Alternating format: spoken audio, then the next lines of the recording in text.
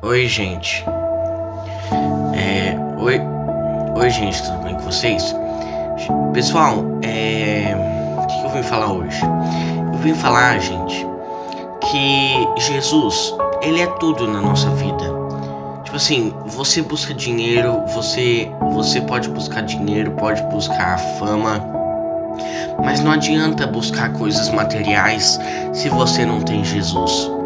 Tanto é que não é à toa que tem pessoas que têm tudo na vida, tem casa, tem dinheiro, tem tudo do melhor, mas estão em depressão profunda. Não é à toa, é porque Jesus é o único que pode preencher o vazio da gente.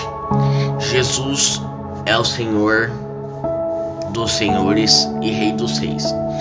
Gente, dinheiro não traz felicidade, certo? Dinheiro não traz felicidade, mas Jesus traz.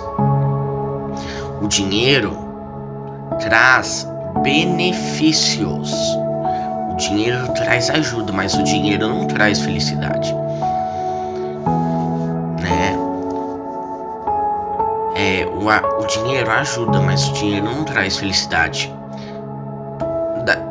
O dinheiro paga uma doença? O dinheiro cura uma doença? Não cura. Então, sem contar que Jesus é a nossa salvação, Jesus é o único e suficiente salvador da nossa alma, Jesus é o único que preenche o vazio do nosso coração, da gente. Jesus Jesus é amor, sim, é amor, mas Jesus também sabe se irar. A Bíblia diz que Deus é fogo consumidor. Em Hebreus capítulo 12, versículo 29, se eu não me engano. Eu acho que é Hebreus capítulo 12, versículo 29. A Bíblia fala nessa passagem que Deus também é fogo consumidor. Ou seja, que Deus também se ira. Qual a diferença da ira de Deus para a ira do homem? Tem totalmente diferença. É muito explícita. É muito explícito a diferença da ira de Deus para a ira do homem. A ira de Deus é santa. A ira de Deus se refere ao pecado da humanidade. Já a ira do homem gera morte. A ira do homem gera morte. A ira do homem é ruim. Porque, enfim, vocês entenderam a diferença, né? Mas, enfim, Jesus Cristo é o caminho, a verdade e a vida. Jesus é o caminho, a verdade e a vida. Jesus é o único e suficiente Salvador. Jesus é o único que pode salvar.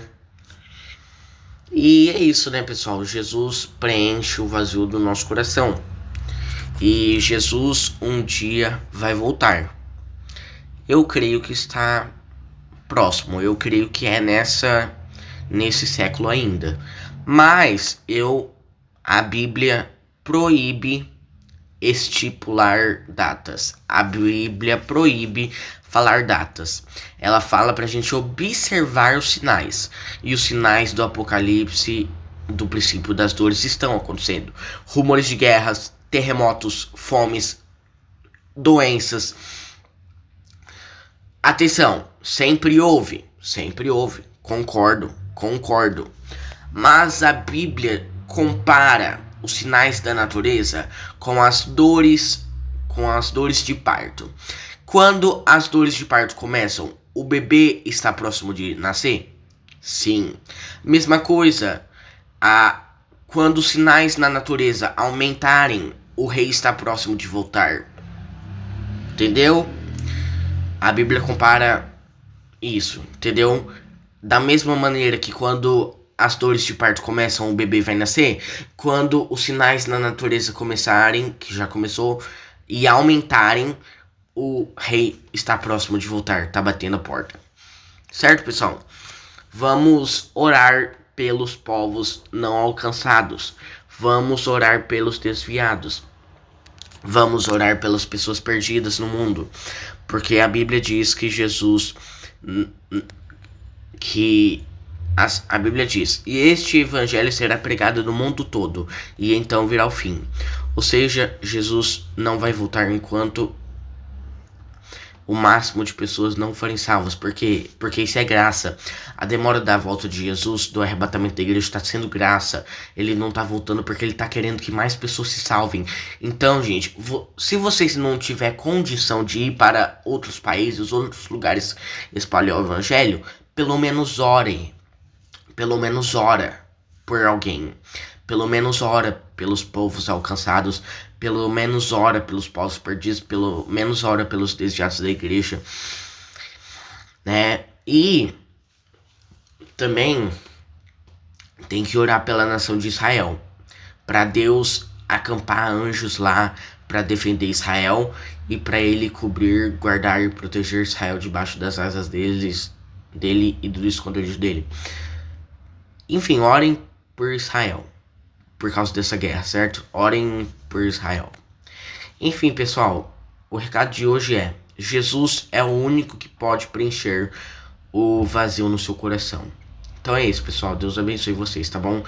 Com Deus. Um forte abraço. Deus abençoe.